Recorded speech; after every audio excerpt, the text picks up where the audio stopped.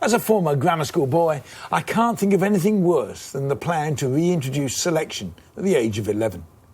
Theresa May wants to bring selection back and has released her school photograph to prove her point, saying that every child should have the same opportunities she had. Well, two can play at that game. Here's me in my school days. And the truth is that grammar schools were fine for those who passed the dreaded 11 plus, but they were a disaster for the 80-odd% who didn't. I vividly remember the day 60-odd years ago when my elder brother went up to the primary school to find out whether he'd passed or failed the 11 plus exam. He arrived back and shouted from the top of our street so everyone could hear, "I failed." Is that really the world we want to go back to? We need to push more money and teaching talent into schools in the areas of greatest deprivation, not use that money to set up grammar schools which are socially divisive. We could start by ending the charitable status of public schools and then use the extra millions of pounds to help pay for the schools in the poorest areas.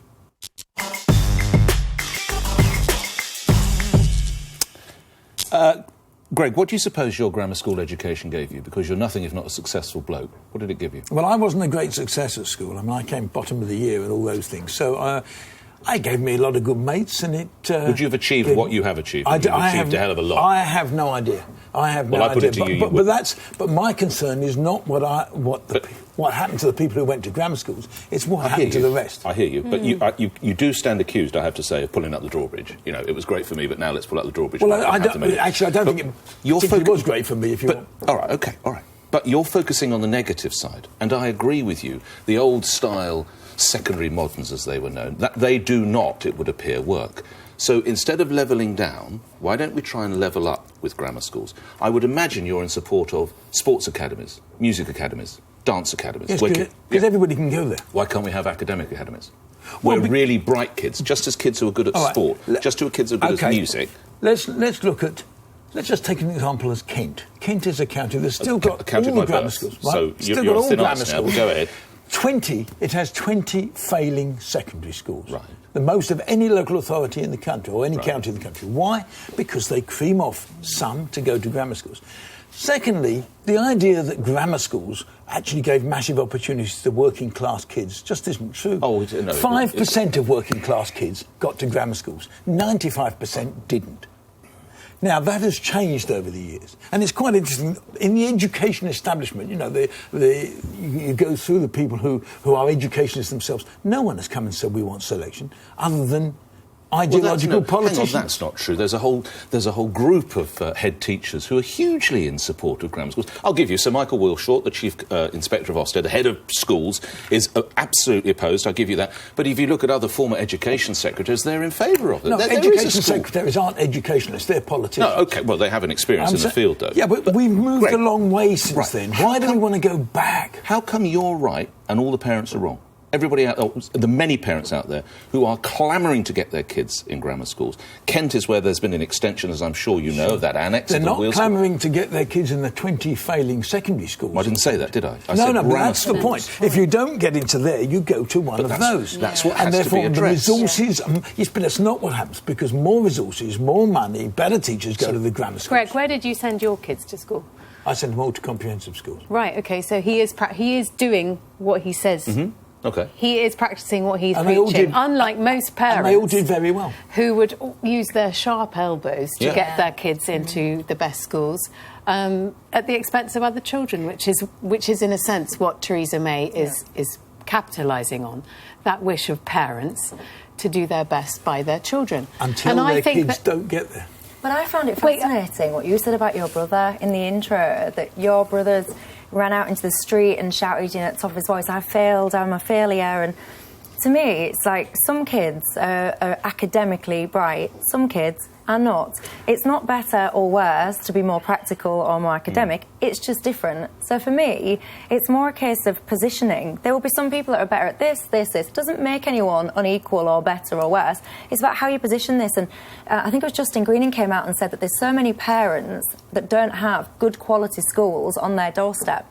And I think that's disgraceful, actually, because I think that all schools should be of a good quality. But if you're in Kent, isn't it? Grammar schools if you're in Kent, as Nick was, if you don't pass to the 11 plus, you now don't go to a particularly good school. But I'm not advocating that. You see, what are you advocating? That what happens that as we accept we have academies for kiddies who are good at music or good at sport, we should encourage and embrace the kids who are bright and let them run, and then those who are left behind. In some instances, why don't we look across to Germany? A kid who wants to be a plumber or a hairdresser, why force them to learn rivers of the world? It is absolutely ridiculous. So let's accept what Germany does, and they embrace the fact that kids are going to be engineers or whatever it might be. So let's do some of that. And the children Hold on, Nick, you've just perpetrated a real untruth there, which is in Germany and in France, they have national state education that is used universally. They don't have... Excuse me, I've got a cough like Hillary. Pneumonia. She might be collapsing like a souffle, just in those two stories. Whenever I hear you talking about grammar schools, I get allergies. No. But what we have in this country is not like Germany, and it's not like France. We already have a two-tier system. Where are your grammars? You don't want them. Wait, what is going to happen if we do have grammars, which I actually doubt? 50 million is not going to involve a rollout of grammar schools. What we're going to have is a two-tier system anyway, with private schools creaming off the most privileged and then funneling them into the elite and into the, citadels of power. Wait. And then we're going to have a two-tier state education system where the two tiers comprise sheep and goats. And I think that is regrettable. To use David Cameron's expression. Which is why he didn't support grammars, because he said we don't want kids being sorted into sheep and goats aged 11. And I think you've got a point. And my problem with it, and I completely agree with Greg on this one, I just think it's such an antiquated approach. There are so many more interesting modern models of education. But it doesn't really, because having lived in the States, they have charter schools there, and obviously there's a sort of mixed response to them. But they have had some incredible results where they've got some of the best educators in the world to come up with new forms of teaching. So if you look at Sir Ken Robinson, or if you look at the stuff in New York, there's a great school called the Harlem Village Academy that I visited, actually, with Nick Clegg randomly. And what they do there is they work with kids from the toughest backgrounds, but they don't just work with the children, they also work with their parents. Right. And they change the trajectory of that child's life and that family's life. And they literally work with a whole area.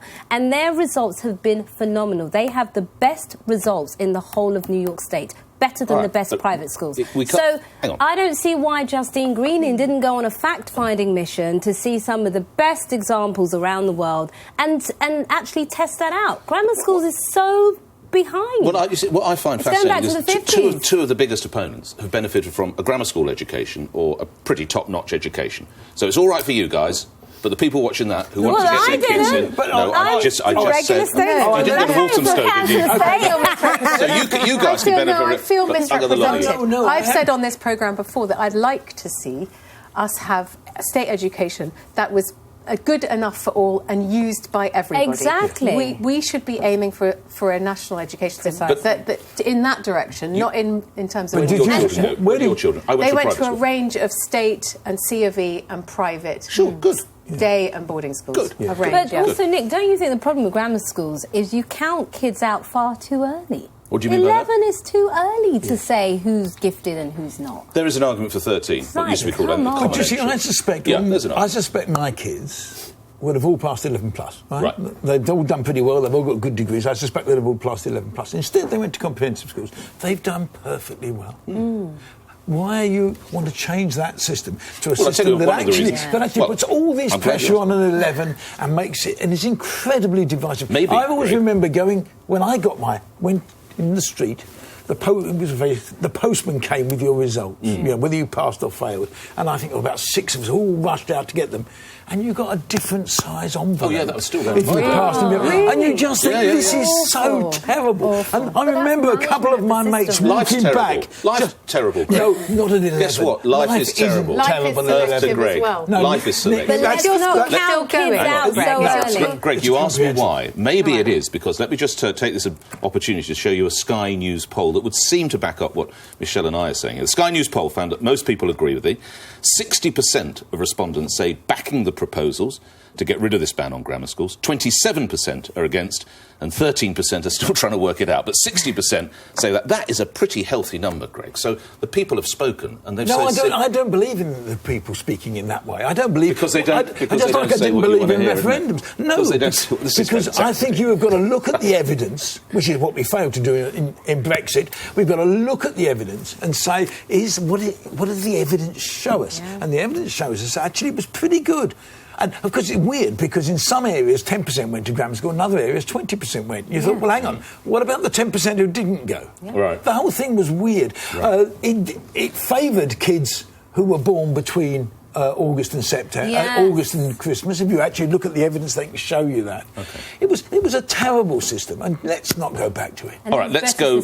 We do have to go there. Just before we move on, while I've got the benefit of you, Greg, chatting with you, we have to move from the classroom to the kitchen and to the Great British Bake Off, of course, a BBC product. We heard from the presenters that the BBC nurtured it. You used to run the BBC. It's grown to an audience, I think, of about 13, 14 million, and whoops, it's gone to Channel 4. Should the BBC have fought to keep it? I think the BBC couldn't win either way. They get criticism for losing it, but if they found the money, they got criticism for giving an independent production company another £25 million. Personally, I think it's a disaster, actually, for the producers of Bake Off and I think it will be a disaster for Channel 4. Well, by and large, the number of shows or artists that have managed to switch out of the BBC into commercial television successfully is very small. It goes back over the years, go right back to Morecambe and Wise onwards. Most of them didn't work. Yeah. Right? Secondly, they've lost the two main presenters, who I think are an important part of the show. But thirdly, just by going to Channel 4, you'll halve the audience. Just automatically, because Channel 4 never gets 15 million. So I just think this is a bad mistake for everybody. I think it's bad. I think it's unfortunate for the BBC who've nurtured the show. I think it's a bad decision for the independent producer, and I think it's a bad decision for Channel 4. And a sentence on the fact that the salaries have to be published. The star celebrities and presenters' salaries have to be published. They've lost that fight. Well, they've lost it. I don't agree with it. I think you pay what the market pays, and if you want the best shows to be on the BBC, you can't announce what these people are going to earn because they won't come.